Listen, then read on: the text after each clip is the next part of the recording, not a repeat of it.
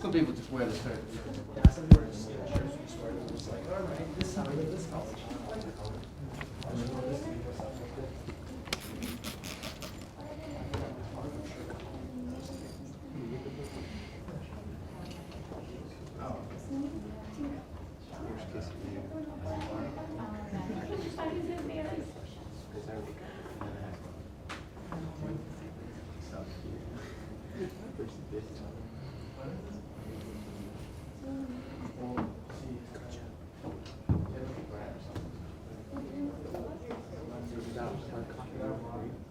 No.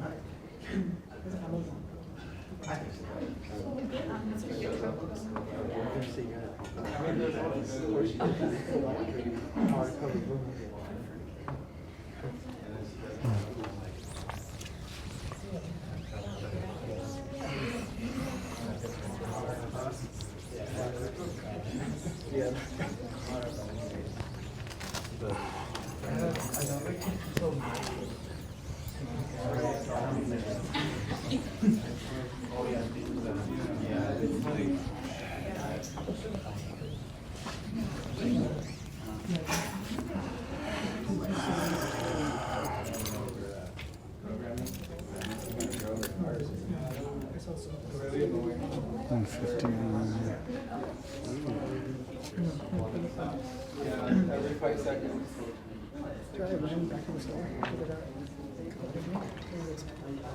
Okay, here we go.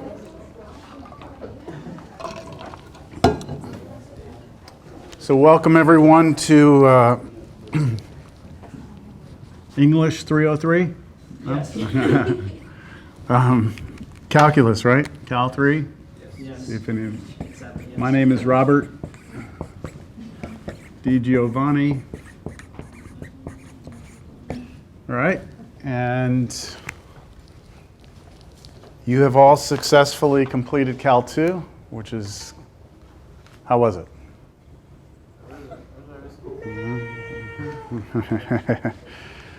So what have you heard in terms of Cal 3? What have you heard in terms of its difficulty compared to Cal 2? What have you heard? Anything? Be honest, I don't care. It is what it is, you know? I already took it once. The 3? Yeah. Okay, I'm back here again. okay, So, yeah. okay. Did you do it here? No, I did it at Trinity. Okay. All right. So, and has anyone heard anything about it? What's your opinion of it? You think it's harder in Cal 2 or? I believe if you're more of an analytical thinker, it's harder because it's most of the stuff here is theoretical. Okay. And then, if you're leaning the other way, then it should be so much easier than Cal 2. Depends on how your mind works. Okay. Anyone heard anything else about it? No one wants to talk to me today? Well, yeah. I was told that it's easier than Cal 2. Okay. So you've heard it's easier? Yeah. Okay. Yes? You talking about what Calculus 3? Versus 2, what you've heard. I actually heard it was harder. You've heard it's harder? Okay. Yeah, so, all right. Well, I think a lot of it has to do with the way it's presented. And, you know, I'm going to do my best to, well, a lot of what we do in Cal 3 is we're going to start moving into three-dimensional space, which in Cal 2, you do like, you know, these surfaces and solids of revolution. So you do things in three-dimensional space, but most of the calculus, most of the functions are on a flat sheet of paper. And here in Cal 3, we're going to go outside the flat sheet of paper and we're going to go into three-dimensional space, which makes visualization somewhat challenging. So I have software that I use to help visualize. I think that can make it a lot easier to kind of absorb at least what's happening. And then as far as the mechanics, there's nothing new here. You know, like Cal 1, you learn differentiation. Cal 2, you learn integration. There's no new, like Cal 3 has this third thing that you have to learn. It's just we're going to do a lot of the calculus we've done, differentiation, integration, in higher dimensional space. All right, so that's the good news. The thing I think makes it challenging, again, yes, there's some theory there, but it's very dense. The subject is very dense. We have a lot of material to cover, a whole lot to cover.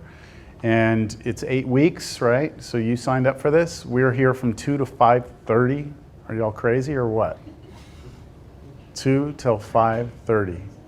We'll take a little 10-minute break in the middle, but it's going to be a long, long day. And so we don't have any time to sit there and do group activities and go outside and pick flowers. I mean, we have to go kind of pedal to the metal from the beginning, all right? And the reason for that is because I want to finish the book. Okay, we're going to start in chapter 10.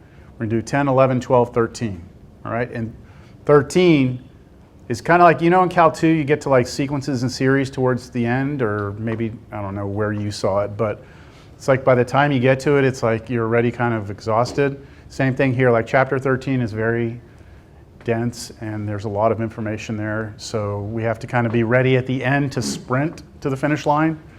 So hopefully we'll have enough gas. All right, so let's get through some of the administrative stuff. We're not going to take an hour to talk about the syllabus. There are just some main things that you need to know.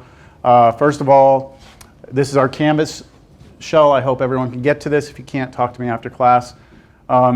First link here is a link to the class lecture videos, which is that camera is recording everything I'm doing. And I'm basically going to present Cal 3 to you within this board. Okay, I'm not going to go outside of this, so it stays in frame. So click on that. Later on today, the video from today will be posted. All right. Also, all of the homework problems that I assigned to you out of the textbook, I've already worked them all out on video. So it's me standing up on a board doing all the homework problems. All right, so that's there. Class files, that will have a lot of stuff in here, but one of the things that you might be interested in getting are these class lecture notes, which is a PDF versions of the notes I'm going to present up here on the board. So you don't have to write definitions down and theorems and all that. It's all, the notes are there. You don't have to print those out. Just know that they're there, all right? And so you can get to those. And then also in here, we have these things called CDF interactive notes.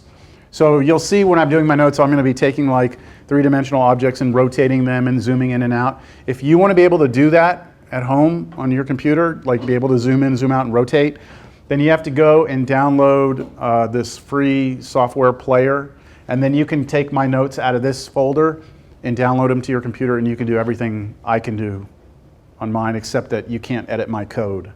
So I'll get to that more when we get into the notes. So there's a lot of stuff here. Formulas that you can bring. I'm allow you to bring everything in this folder you can bring to your exams. You only have 2 exams in here. You have a midterm and a final, and that's it.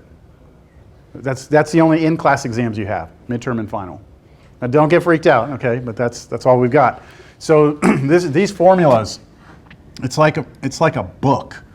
I mean, there's this chapter 13 summary. This right here is, I think, like 13 pages of formulas, and it's a lot. So there's everything that we need for the class. What I'm getting at is everything we need for the class is pretty much in here, all right? And then we have our schedule, which is what I plan on following. This is a printable schedule, so I recommend you just print that out, put it in a binder, bring it to class. Let's see what we have in store today. Is that not opening? What's going on? It's hard to read. This is it. So the colors, the dark and light, is broken up by days. So today we're supposed to do 3D coordinate system. We're supposed to talk about vectors. And I'm hoping we get past that and we get into dot product and cross product. The more we can absorb here in the beginning, the more time we have for the difficult stuff at the end. So I'm going to try and move quickly through the first few sections. And you can see here we have our homework assignments that are associated with each section out of the book. So these are the problems I expect that you will do. Of course, I'm not going to collect them. I'm not going to grade them because I've already done all the answers for you, right? There's no sense in that. But like hopefully you've learned in a math class, you've got to practice and do work, right? Okay, so there's your homework. Any questions on that so far? I forgot to delete that. Don't worry about that. All right, let's take a look at the syllabus, because there is some important stuff here. In terms of my office hours, because it's the summer, I'm flexible, but I'm limited. Mondays and Wednesdays are the 2 days that I'm really like on campus, but I have a class before your class that starts at 11, and that goes till 1:40. I have a 20-minute break, which I plan to eat lunch and then go from 2 to 5:30. And then after that, I'm probably going to be pretty useless. But after class, we can talk. If you want to sit down and meet and actually go through some problems or do something, do some math, we're just going to have to set up an appointment. I only live about 3 miles away, so I can be here if I need to, but I'm just going to do that kind of like as we go, all right? But I also provide you my cell phone number. So if you want to get in touch with me, if you're working on a problem at home, you can't seem to get the answer right, you can take a picture of your problem, take a picture of the problem, take a picture of your work, text it to me, and then I can reply back, and I have a phone, I can write on my screen, and I can edit and circle, oh, here's your mistake, or no, try this, or whatever. You can call me, whatever, all right? I'm available to you 24/7. Don't worry about, bothering me. At night, I just silence my phone, and you're not going to bother me, all right? So be aware that I'm there to help. And then the materials you need for the class, unfortunately, if you want to do your homework, you need to find a copy of this somewhere, all right? This is a pretty old book, actually. We've been using it for quite some time. So I'm sure you can find, that looks brand new? No, it says. Oh, it's brand new? Okay. Yeah, so all the homework problems are coming out of here. So again, I'm not collecting homework, but if you want to follow along, this is what you need. All right, questions? You probably want to know how your grade is composed. So here it is. All right, the way I do this class is I'm going to offer you 8 take-home exams, all right? And since we're an 8-week class, that means you're going to be getting a take-home exam pretty much every week. So I'll have your first one for you next class. And then it'll have a due date on it and all that. So I'm gonna hand out 8 exams this semester. You must complete 4 of them, right? You get to choose which ones you want to do, all right? My advice is to try and knock out the first few, all right? And don't wait till the last 4, because then you have to do those, and you know what I'm saying? But you only have to do 4 of the 8. Now, you cannot do all 8 and then I grade your best 4, okay? I'll give you one free one. In other words, the most I'll let you actually turn in is 5, and then I'll grade your best 4, all right? So if you do the first one, doesn't go well, then you'll get, that's kind of like your what do they call that in golf, a mulligan? Okay, you get a do-over. Okay, so each of those exams is worth 10% of your grade. Then you have the midterm, which is 25% of your grade. The reason why it's only 25% is because what we're going to do is we're going to come in that day, we're going to take the exam, halfway through class we're going to stop the exam, and then we're going to lecture the rest of the class. So you're only going to get like roughly about an hour and 40 minutes for that, an hour and 45 minutes. So it's not a full-length class exam, where the final will take place over the last day of class, and it'll be, you get the whole time, all right? So it's a longer exam, and so it's worth a little more. Questions on that? And then you have a binder. So what I ask is that if you want an extra 5-point bonus, okay, so if you add this up, there's actually 105 points, 105%. If you want that extra 5% bonus, it's half a letter grade, then I want you to keep a binder for the class. And in that binder, I want you to keep all of your handwritten homework, everything you're doing. It doesn't have to be 100% complete, like everything in there, but it needs to be a nice, good summary of Cal 3. Notice how that looks. See how big that looks, right? Not a binder for Cal 3, okay? A binder for Cal 3 with your work in it. Okay, if you turn that in, you get 5%. Now, what I'll do is on the last day of class, you'll bring that, and then I'll kind of review it while you're taking your exam, all right? I'll give you 5 points for that. Okay. policies, tutoring, blah, blah, blah. You can read through this. Yeah. We do want to talk a little bit about what happens if all of a sudden we start hearing gunshots and stuff like that, right? It's 2019. It's something we have to concern ourselves with, right? It's true, right? Okay, so we're kind of in the middle of the hallway here. So there's not like a quick exit. There's two exits that way, right? So one that way, one that way. If we somehow have to like hunker down here, right? Then of course we would try and barricade the door, turn off the lights, all that stuff. Do y'all want to keep the door locked during class, or does it matter to you? Do y'all care? Or? I don't. Y'all don't care? Okay, you don't care. All right, so the next question is, look out that window. Is that survivable fall or not? It's 3 floors concrete. I think this one's 3/4 swung. Yeah, you know what? You know, sometimes like on the other side of the building, there's like an awning, you know, and you could get out there, but this looks, yeah. Yeah, I mean, there's a, what is that, cedar? Is that a cedar tree right there? That'd probably absorb most of the impact. It'd come out scraped up, but only a few of us would probably be able to get to that tree. Yeah, this may not be an exit. Sorry. So that means we'd have to shelter in place. It's just good to know. Like my other class earlier today was like, you know, what do we do? Do we go out the window? And they're like, no, that's like 30 feet. We looked, it was like a 8-foot jump. It's not bad. So now we know, right? That's an exit point. Now for us, we're here. We got to hold down the fort, right? Okay.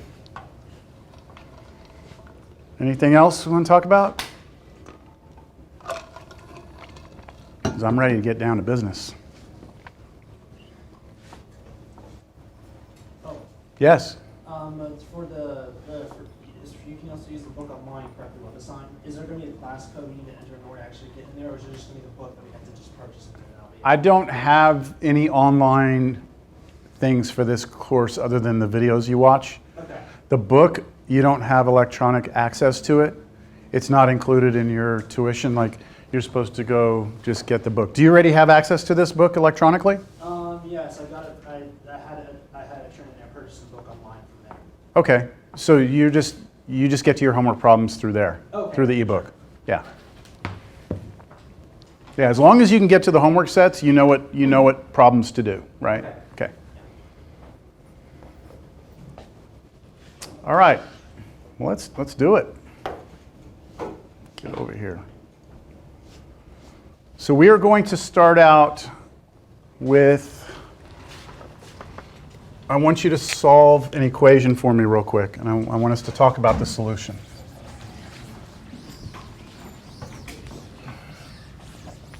All right, so I just want to see what you do with this. Given 2x equals 6, solve for x, and graph the solution. This is not a trick problem. I just want to see what you do.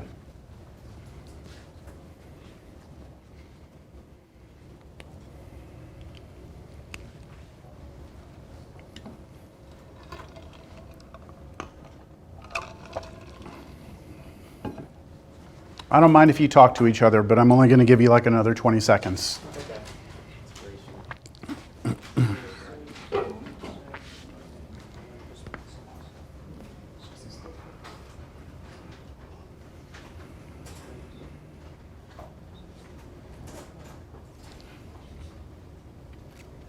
Yes. Is it x equals 3 straight down? That's what I want to know what you're going to do.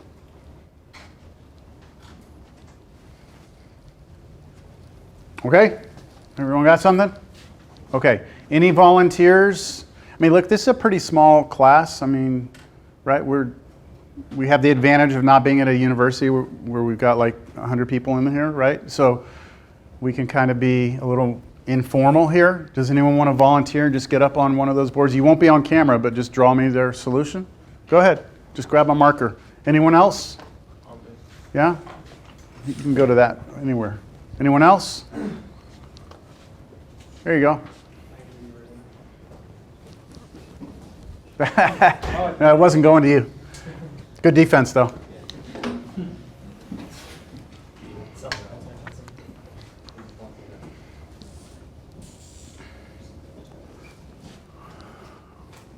And look, I mean, I don't want anyone to get their feelings hurt, and if you get it wrong or something, that's what learning is, right? Well, y'all can sit down. You don't have to stay. Are you changing your mind? Probably got it wrong, but I'm gonna leave it. Okay, go with it. Okay.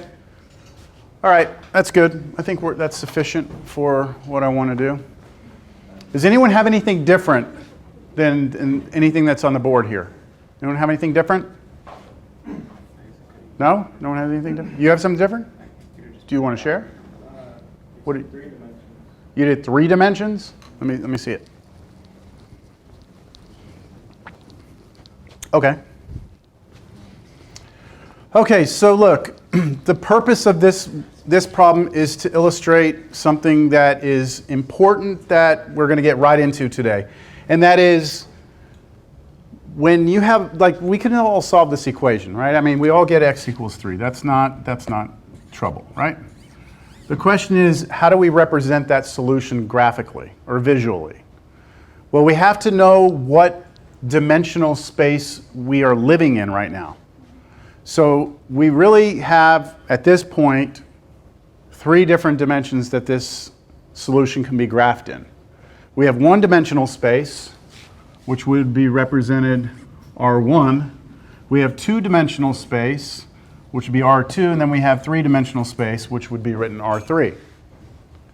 So in 1-dimensional space, all you have is a single number line.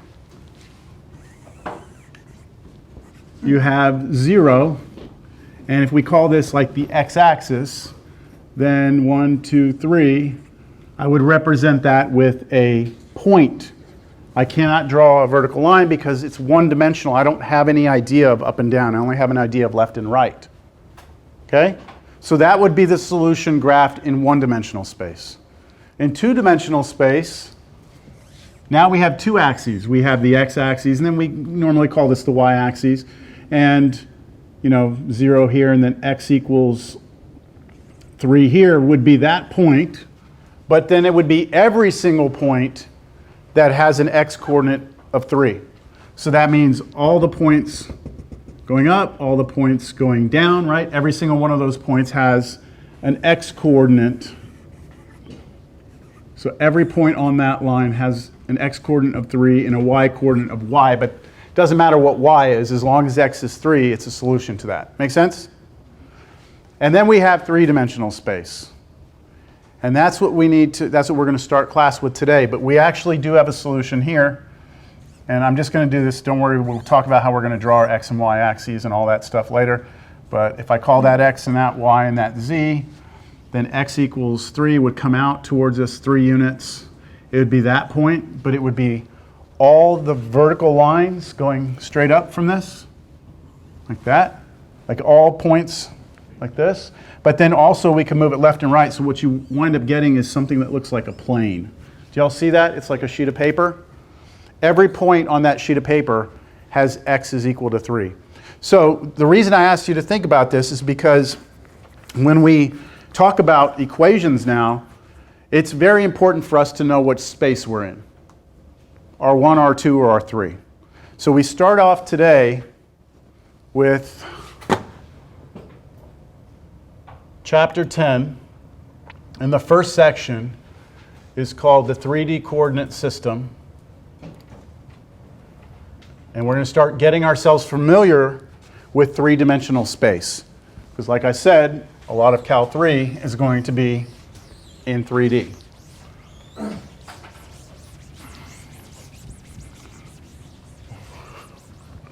All All right, so the first thing we want to look at is what I just said. In R1, if we have x as a number, it's just a number on the number line. No big deal. In R2, if we have, x was equal to 3, here I can't go out to 3, but if x is equal to, let's say, 1, then you have any point on that vertical line would satisfy that. So that's what I just illustrated. So here's an example of where x is equal to a number. You draw a vertical line. And what if y is equal to a number? Like y is equal to 1 or y is equal to 0.5. Then we have a horizontal line in two-dimensional space. Is that clear? All right, so what about 3D? Oh, wait, hold on. Oops, got ahead of myself. Here's some common two-dimensional graphs that we're familiar with. Y is equal to x. That's the identity, the diagonal. Of course, like y equals 3x is just a line with the slope of 3. What I want you to see here is that when you rewrite this equation and you look at it in its ordered pair form, the x-coordinate is x and the y-coordinate is 3x. So when you write that, any point on this line satisfies this ordered pair. The x-coordinate is x and the y-coordinate will always be 3 times that number. And then here we have another example of a line. Slope is negative, so we got this negative pitch to it. Okay, so those are just some common relationships we have for lines in 2D. All right, so now let's talk about three-dimensional space. So first, let's start with a point in three-dimensional space. When we do a point in three-dimensional space, what we use to represent a point is what we call an ordered triple.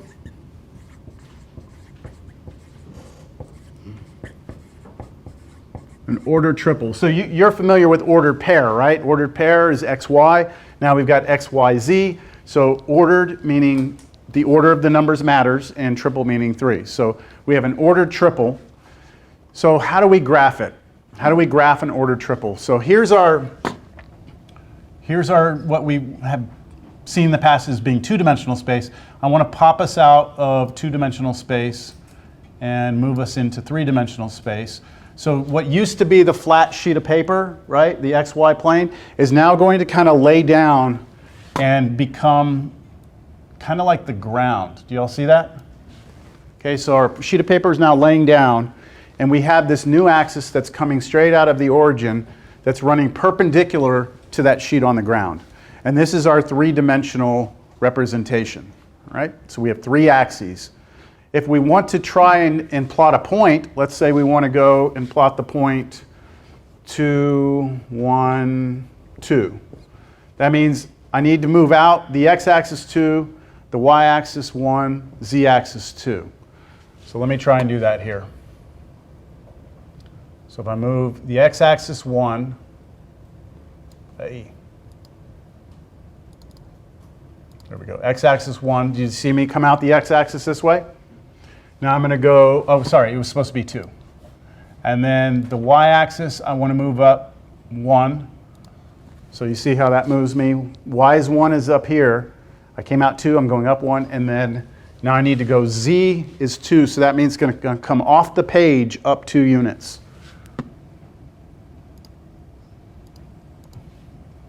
And there it is. So let me...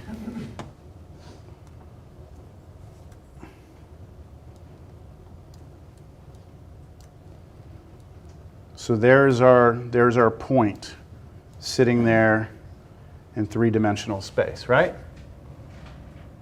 So it is somewhat challenging to draw this, because if you ever try and draw three-dimensional space on a flat sheet of paper, I mean, it's very challenging. So I'll help you do that in a minute when we start graphing some more points. But I want you to notice that if this was our x-axis, this was our y, and this was our z, that when I moved out x was 2, I just came down the x-axis, right? But notice that when I did my y is 1, I came out 1 unit, but notice that this little line segment right here is actually running parallel to this y-axis, right? I didn't come out like that one, perpendicular. I had to come out at the same kind of parallel to this axis to make it look right. And then from there, when I moved up, this line segment, notice, is parallel to the z-axis. Okay, and that's what brought me to that point. All right, let's try and graph a point on our own. All right, let's just see how this goes on a sheet of paper. So I want you to try and plot the point real quick. 4, -3, -2. All right, so I'm going to help you on this, all right? I'm going to help you. So the first thing I'm going to do is I've got to draw my x, y, and z axes. So here's how I would recommend you do this. There's kind of two ways that are normally taught, so I'll show you both ways. The way I like, I draw a vertical line, and then I'm going to draw an x, okay? But I'm not going to draw an x like where they hit at 90 degrees. I'm going to squish my x down like this. So I'm going to try and run it through, this is going to be my origin. And I mean, I'm going to squish that thing down pretty good. Okay, see that? If you try and draw it with like a true x, can y'all tell that just doesn't look right? Can y'all see the difference between those two? Okay, then I have to label my axes. And this brings us to something very, very important. And I have a note about this in a second. I'll show it to you, but I may as well get to it now. It's this thing in three-dimensional space we call the right-hand rule. All right? So I'm gonna tell you what it is, but let me just illustrate why it's so important. Do we all agree that in two-dimensional space, this is the way we label things? And when I put x here and y here, isn't it always kind of understood that this is the positive direction of x? This is the positive direction of y? Okay. Now, what if you wanted to be a rebel and you're like, I don't like that and do my own way? Can you label this a different way? What's a different way I could label this? Negative on the left. So you want negative which one? Like Negative x on, or like to go positive left. okay, so you want me to put this here, and then what do you want me to do with the y? Any more would make me more uncomfortable. You want y plus here or y plus here? You can't put y here though, right? Okay. So y plus at the bottom. So you've changed it. So the question is all the math still going to be the same? Right? Is it all going to be the same just because you labeled your axis different than mine? And the answer is that doesn't matter how you label your axes in two-dimensional space, all the mathematics holds. And the reason why is because there's a way that I can transform this into this or this into this by simply doing shifting and reflections. So if I wanted to turn this into that, what I would do is reflect this and then reflect it. So double reflection. Do y'all see that? Do that, and this would become this. And then reflect this way, and that would become that. And so we're back at the same place. So these things are homeomorphic. They're the same thing, basically. All right? Now in three-dimensional space, if you come in here and let's say I decide I'm going to call this x positive, I'm going to call that y positive, and I'm going to call that z positive. Maybe I decide that. Then someone else is like, well, I'm going to be different, and I'm going to try and do something like I'm going to go like y positive here and x positive here and z positive here. Is there a way to transform to get from there to here, from there to there? That's the question. Is there a way? And the answer is no. Okay? There is not a way to turn this into that by just simply doing simple transformations, reflections. It's just not possible. Okay? So that brings up a need for a rule. The rule that would make us all draw our three-dimensional space the same way so that all of the mathematics stays consistent. All right? So the rule that we have in place is called the right-hand rule, and it is because most people are right-handed. I'm guessing that's why we use the right-hand rule. And the way the rule works is whenever you draw your three-dimensional space, when you label your x positive, y positive, and z positive, it must satisfy that when you take your right hand and you imagine pointing your fingers out the x-axis so that when you curl your fingers, it would curl towards the y positive. So do y'all see that? If my fingers are pointing out the x-axis positive, when I curl them, it's going to curl towards the y positive. And then my thumb is pointed to the z positive. That's your right hand rule. All right? Positive for the x, curl to the positive y, and then z up. So let me try and give you something to see if you can. What if I did this? Like that. Can you tell me where my z positive needs to be? At the bottom. Because now in order to curl from x to y with my right hand fingers, I couldn't go like this, right? I'd have to turn my hand over and then curl this way. You'll see my hand's doesn't bend that way, but like that. And now my thumb needs to be pointed down, so this would be z plus. So now there is a way that I could just rotate that around and I would have this picture again. All right? What about, let's do one more.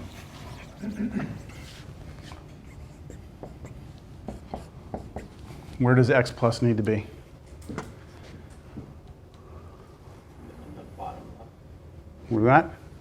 Here? So if my fingers were pointed out that way, when I curl them, they would curl up towards the y positive, and my thumb's pointing out the z positive. You'll see that? So that's the correct way to have labeled that. Okay, I remember I took a class as an undergrad called non-Euclidean geometry. And there was a problem where we were doing something and it required the right-hand rule, and we were actually drawing something. And I went up to my professor and I was telling her, I said, you know, I'm sitting here, I'm doing this, it's just not coming out. And I'm using the right-hand rule, and she's like, that's your left hand. I was like, oh, shit. I was using the left-hand rule because I'm left-handed. I guess it just, I don't know. So right-hand rule, all right? All right, so now that we kind of have an idea, I just erased them. What was it, 4, -3, -2? Okay, so we come in here. Was that right? 4, negative. Okay, we draw our little squishy X there, and now we label them. So one way you could label them, and you'll see me use this a lot, is X positive here, Y positive here, and Z positive here. Right? That would work? Yes? What the hell happened to my project? Y'all got to be careful. If y'all hit this, y'all just got to let me know. All right? Because that thing got way moved out. Okay.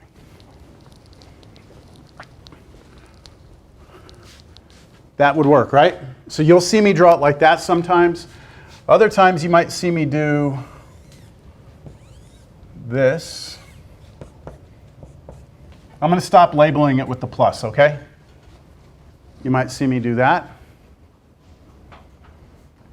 In physics classes, sometimes you'll see just that part of it drawn. So they're only drawing the X, the Y, the Z like that. Okay? So they're not extending the X or the Y or the Z. They're just showing you one piece of it.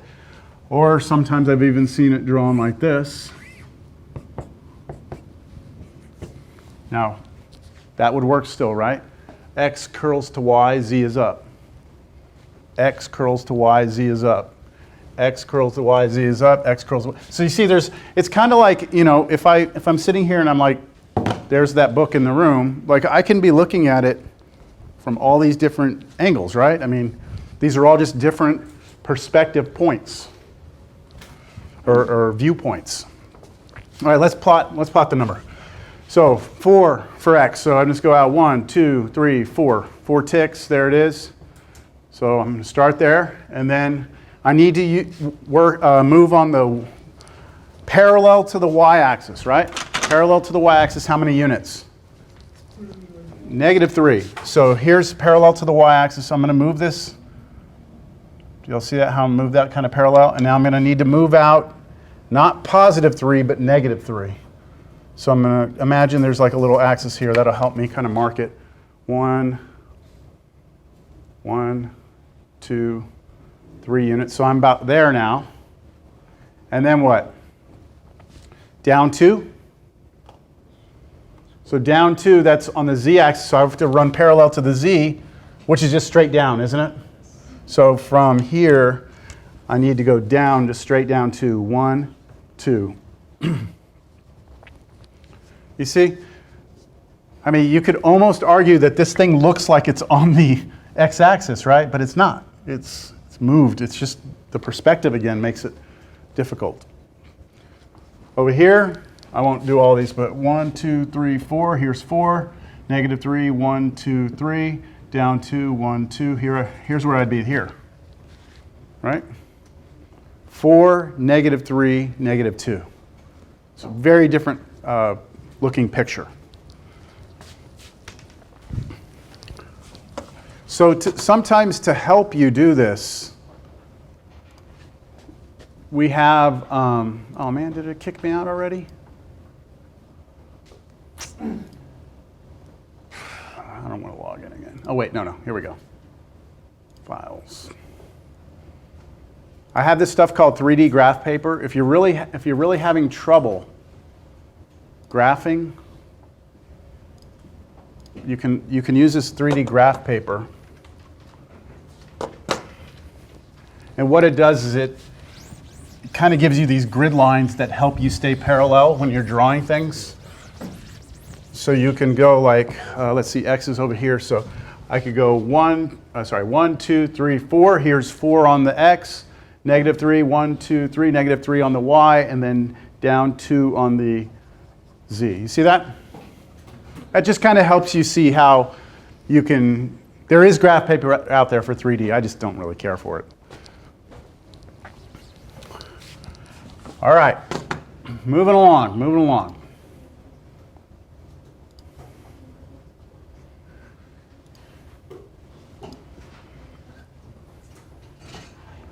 Now, we need to talk about some very important objects in three-dimensional space. Remember I started class, we said x is 3, right? X is 3. In three-dimensional space, let's take a look at what x equals 3 would be. So x is 3. That right there, we're looking at the point 3, 1, 2. All right, that's where we are. But what if I just tell you that x has to be 3? And that means y can be anything you want and z can be anything you want. So that was the solution to the problem to start class. We said it would be that point, but it would be any point that has an x coordinate of 3. So there we go. Now, I think I need to maybe zoom out a little bit more. I think I need to zoom back out.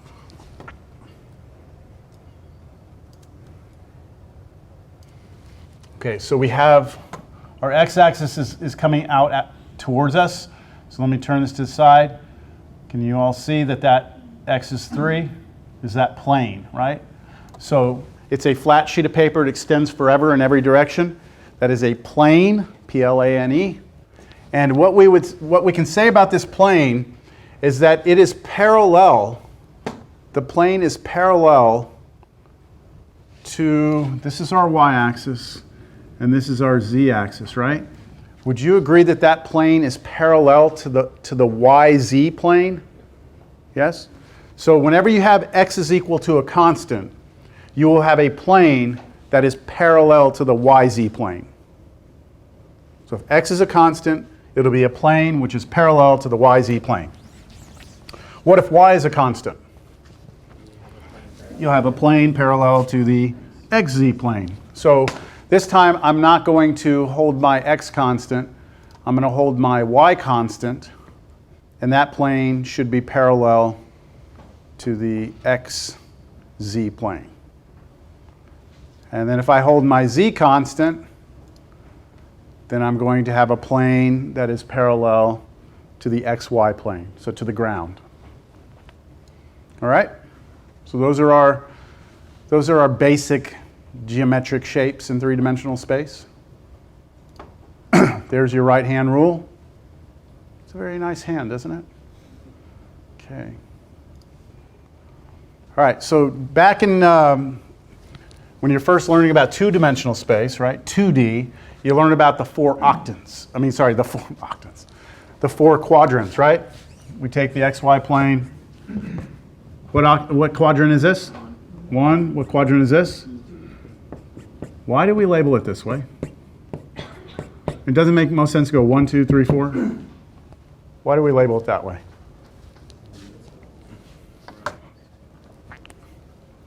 Anyone? Anyone? It makes it easier to do trig. How do you mean? I agree with you, but how do you? When sine and cosine are positive or negative. Okay. And But could I have still called them like different, could I have called it 1, 2, 3, 4? That wouldn't have changed, whatever. right?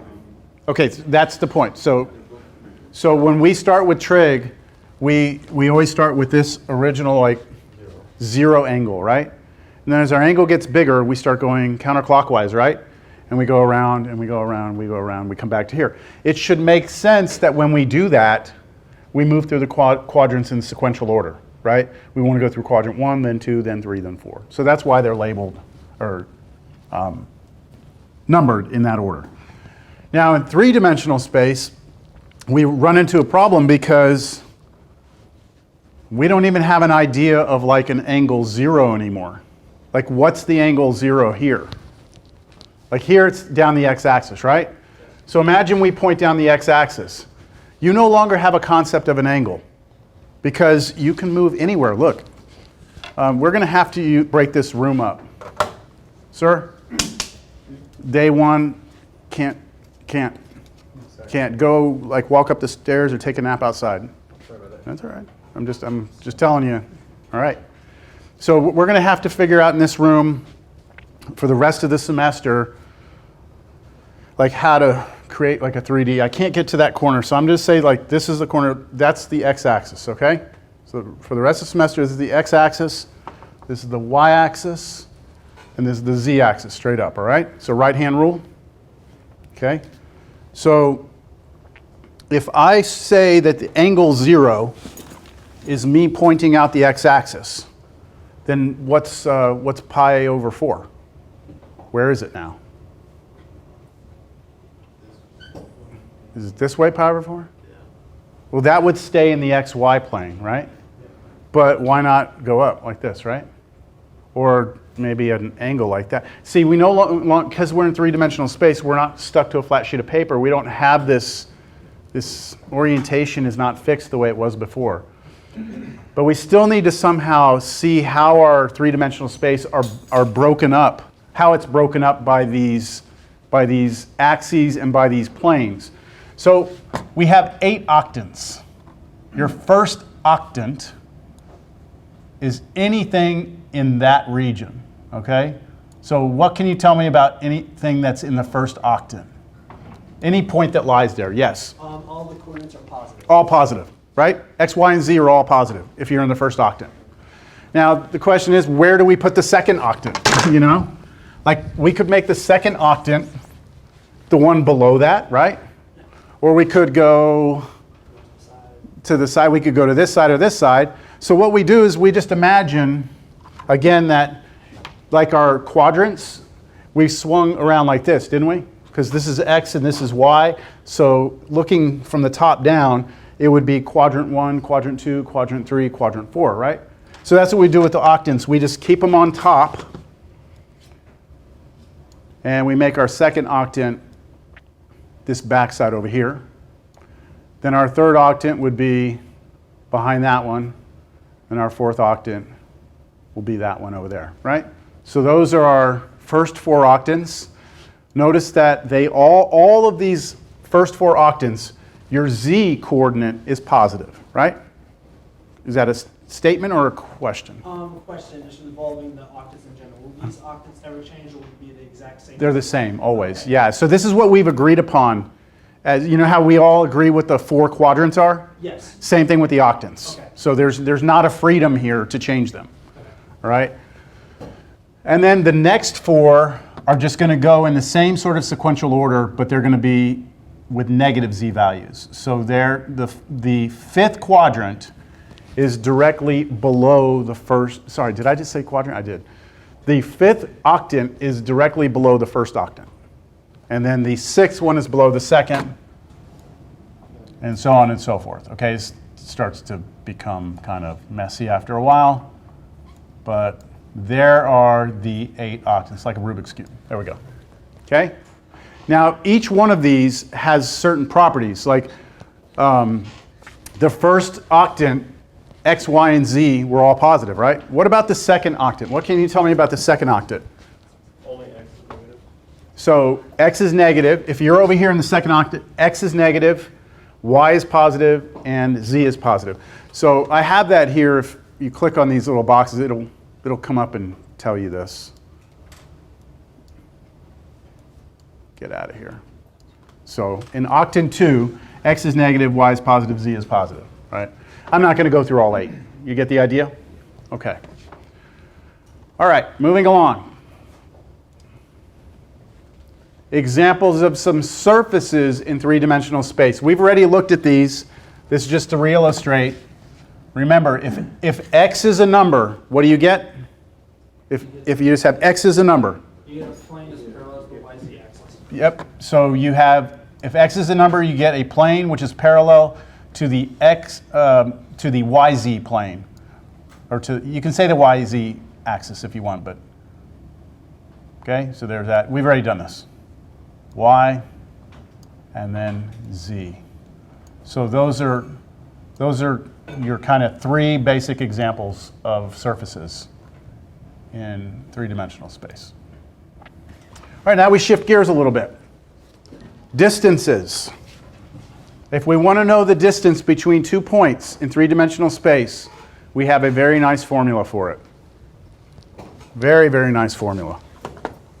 So I hope that you all remember from your previous math courses that if someone gave you 2 points in 2-dimensional space, x1, y1, x2, y2, that the distance between those is the square root of the difference of the x coordinates squared plus the difference of the y coordinates squared. Right? That look familiar?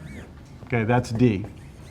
Well, if we're in 3-dimensional space and we're given 2 points, x, y, and z, and then the other one we're going to call RST, then the formula is almost identical to this formula, except we've added one component, right? One piece. This piece right here. We have a plus, and then it's the difference of the z coordinates.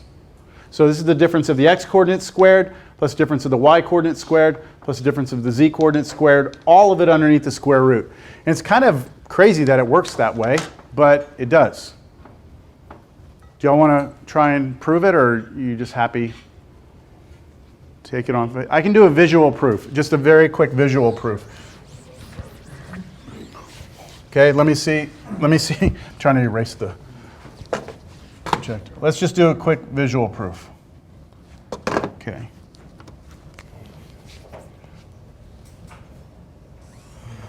I'm going to draw it this way, see if this works. Ooh.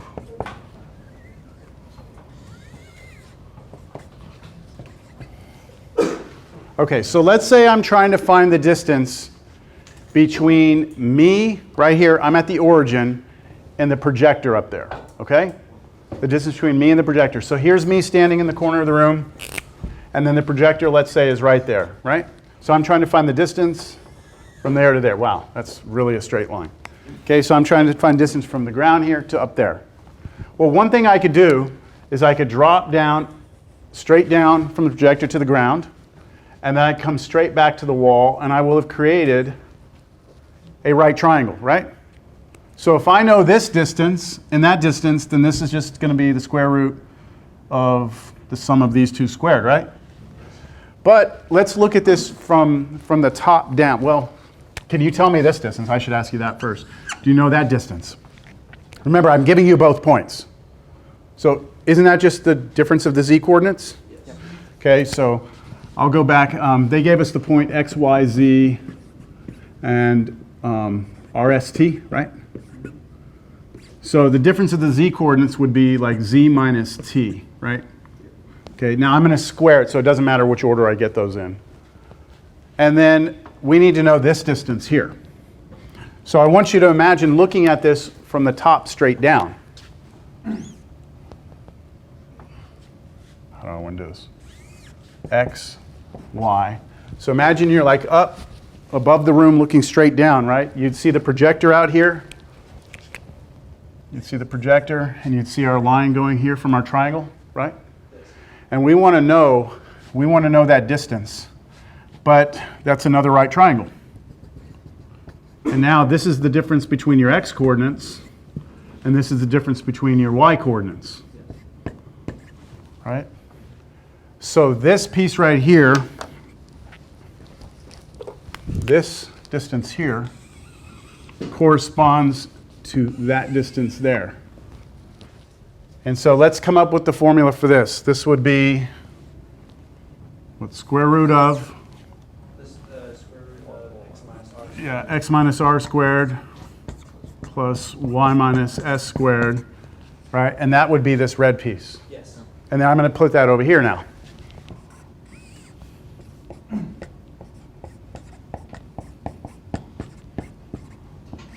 Okay. And so that's it. Now we're ready to figure out what this distance is. Right? So to get this distance, it would be what? This squared plus that squared square root. Yes. So I'll do the square root first. This squared, the square root goes away. I know I'm writing very sloppily, but this is just a quick sketch here. Plus, so that's that squared plus that squared. See? So there's your formula. So it's kind of like two applications of the formula we already knew.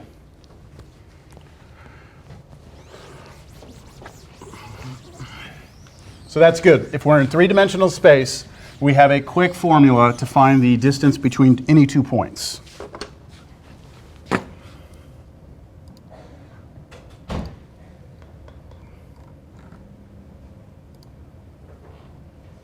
Okay, let's talk about the equation of a sphere in three-dimensional space. So I hope you're familiar with this one.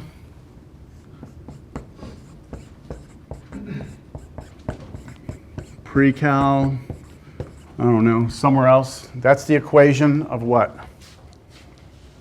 What is that the equation of? X minus h squared plus y minus k squared equals r squared. That's what? No, let me give you a specific example. X minus 4 squared plus y plus 1 squared equals 9. That's a formula for a circle. That is a circle. Okay? That is the equation. This is a general equation of a circle. What's the radius of this circle? Radius is 3. And that comes from the square root of that number. And then what's this number in here represent? Like what do these things, h and k, give you? The center. Okay, so what is the center of this circle? 4. You have to be kind of careful there. Yeah, 4 and then negative 1. So this is the equation of a circle that's centered at 4, negative 1 on the xy plane. Right, sorry, 4, negative 1, and then has a radius of 3. So the question becomes, in three-dimensional space, what's the equation of a sphere, right? Which would be like the shell. So the equation of the sphere, look at it up there. You'll see it up there? If I take this piece out right here, then you're back to two-dimensional space, right? Take that out. So all we're doing here for the sphere is we're adding this third piece. Z minus L squared equals R squared. So this is the equation of a sphere centered where? Where do you think the center of, well, it says it right here. Center is HKL and the radius is R. All right, you ready for a problem? You all right? Okay. You ready for a problem that will require you to think a little bit now? I'm not going to do an example of that yet. Let's see, is coconut problem next? Yeah, I'm not ready for that. Okay. Here's what I'd like for us to do. Find the distance from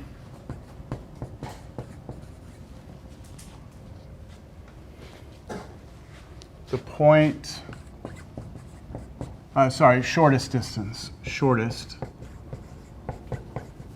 distance.